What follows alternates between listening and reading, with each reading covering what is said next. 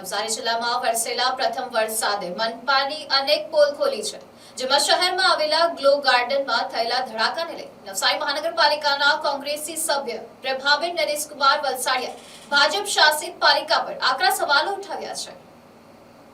નવસારી શહેરમાં વરસેલા પ્રથમ વરસાદ તો જાણે મનપાની પોલ ખોલવા માટે વરસ્યો હોય તેમ મનપાની પ્રી મોન્સૂન કામગીરીની પોલ ખુલ્લી પાડી છે।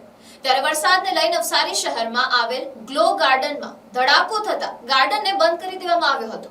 ત્યાં કોંગ્રેસી નગરસેવકે મનપા પર અનેક સવાલો ઉઠાવ્યા છે અને જણાવ્યું હતું કે આ ધડાકામાં સદનસીબે કોઈ જાનહાનિ થઈ નથી। વરસાદને કારણે બાળકો ગાર્ડનમાં રમવા આવ્યા ન હોવાથી મોટી દુર્ઘટના ટળી હોવાનું તેમણે જણાવ્યું। તેમણે કહ્યું કે જો બાળકો ત્યાં હાજર હોત તો ગંભીર જાનહાનિ સર્જાઈ શકી હોત। તેમણે ગાર્ડનમાં કરવામાં આવેલા વિકાસ કાર્યો અંગે સવાલ ઉઠાવતા જણાવ્યું કે ગાર્ડનનો મુખ્ય હેતુ બાળકોને રમવા માટે સુરક્ષિત અને હરિયાળું સ્થળ પૂરું પાડવાનો છે, પરંતુ અહીં અનાવશ્યક રીતે મોટી સંખ્યામાં લાઇટો લગાવવામાં આવી છે। પ્રભાબેને દાવો કર્યો કે અગાઉની પાલિકા દરમિયાન ગાર્ડનના વિકાસ માટે અંદાજે 60 લાખનો ખર્ચ કરવામાં આવ્યો હતો, જ્યારે ત્યારબાદની બોડીમાં આશરે 1.5 કરોડ રૂપિયાનો ખર્ચ મુખ્યત્વે લાઇટિંગ પાછળ કરવામાં આવ્યો। તેમના મત મુજબ ગાર્ડનમાં વધુ લાઇટિંગ કરતા હરિયાળી, વૃક્ષારોપણ અને બાળકો માટેની સુવિધાઓ પર ધ્યાન આપવાની જરૂર છે। તેમણે વધુમાં પ્રશ્ન કર્યો કે ગાર્ડનમાં બનાવવામાં આવેલ ડાન્સિંગ ફુવારાનું શું થયું અને તેને જાળવણી અંગે પણ સવાલો ઉઠાવ્યા। અંતમાં પ્રભાબેન વલસાડિયાએ નવી રચાયેલી કમિટી અને નવા ચેરમેનનો ઉલ્લેખ કરતા જણાવ્યું કે હવે ગાર્ડનમાં નવા વિકાસ કાર્યોની ચર્ચા ચાલી રહી છે। તેમણે પ્રશ્નો કર્યા કે આ વખતે ગાર્ડન પાછળ કેટલા કરોડ રૂપિયાનો ખર્ચ કરવામાં આવશે તે જોવાનું રહેશે। પ્રભાબેન નરેશકુમાર વલસાડિયા, કોંગ્રેસી સભ્ય, નવસારી મહાનગરપાલિકા। આજ રોજ અહીં ગ્લો ગાર્ડનમાં ધડાકો થયો એ તો ભગવાનની મહેરબાની છે કે આજે વરસાદ પડ્યો તેના લીધે ભૂલકાઓ આજે રમવા માટે આવ્યા નહીં તો કોઈ જાન હોરારત થાય તો નવાઈ નહીં, પણ બચી ગયા તે ભગવાનને આપણે ધન્યવાદ કહીએ। ત્યારે મને એમ વિચાર આવે કે આ ગાર્ડનમાં આટલી બધી લાઇટો મૂકવાની જરૂર શું? ગાર્ડન શા માટે હોય છે? બચ્ચાઓને રમવા માટે હોય છે।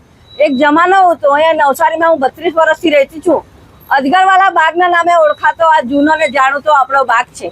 ત્યારે આમાં આટલી બધી લાઇટો મૂકી દેવામાં આવીને 15 થી 20 જ્યારે બોડી હતી ત્યારે પણ ગાર્ડનનું કામ 60 લાખમાં થયેલું હતું।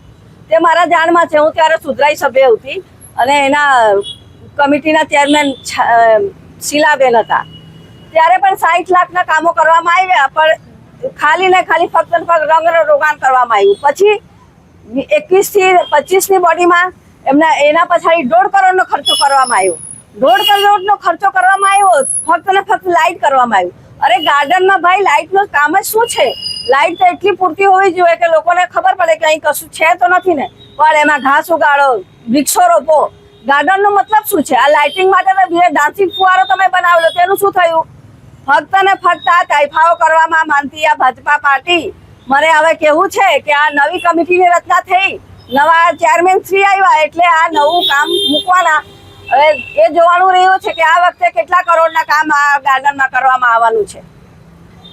આજે ગ્લો ગાર્ડનની અંદર હાલ જે પરિસ્થિતિ દેખાય છે બંધ હાલતમાં છે, શું છે મુખ્ય કારણ? મુખ્ય કારણ તો કેવું છે કે આજે વરસાદ પડ્યો આટલા દિવસથી અને જે લાઇટિંગનું કામ છે તો એ બધાને ખબર છે કે વરસાદમાં વાયરિંગનો થોડો ઘણો પ્રોબ્લેમ થાય છે। રોજ 6:30 વાગે ગાર્ડન ખુલે છે, 10:30 વાગે ગાર્ડન બંધ થાય છે। આજે રોજના પ્રમાણે ઓપરેટરે જેવું ચાલુ કર્યું તો ત્યાં 2 વખત પાર્ક થયા। પછી અમે ઓપર વાત કરી સાહેબને એને કંપનીમાં, તો સાહેબે એવું કીધું કે આજે રહેવા દેજો બંધ। તો અમે એવું કીધું કે ચાલો 7:30 વાગ્યા સુધી ગાર્ડન પબ્લિકને ફરવા માટે ચાલુ રાખશું, પછી અંધારું થાય એટલે પછી કાઢી મૂકશું, બસ બીજું કંઈ કારણ નહીં। તો હવે આ ગાર્ડનમાં જે સ્પાર્ક થયો છે તો એ સ્પાર્ક કેટલા દિવસમાં આનું જે પાવરની જે કામગીરી છે, જે ત્રુટિ થઈ છે, એ કેટલા દિવસમાં એનું કામ થઈ જશે? એ તો હું નહીં કહી શકું, કેમ કે એ પેલા લાઇટિંગ વાળાનું અલગ ડિપાર્ટમેન્ટ છે, હું સિક્યુરિટીનો સુપરવાઇઝર છું, એમાં હું કંઈ નહીં કહી શકું। હવે એ ભાઈ આવશે એટલે એમાં પૂછીને આપણે કરીએ।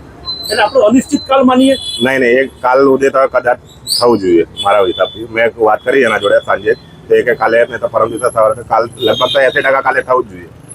બહુ મોટો ઇસ્યુ નથી છે, ખાલી નાનું જ પાર્ક છે, એટલે મોટો હોનારત ના થાય એના માટે અમે આજે બંધ રાખેલું છે, કેમ કે પાણી અમુક જગ્યા પર ત્યાં પાછળની સાઈડે ભરાયેલું છે, એટલે અમે કોઈના નુકસાન ના થાય એના માટે અમે બંધ કરેલું છે, બીજું કંઈ। Bureau report NDC news, Navsari.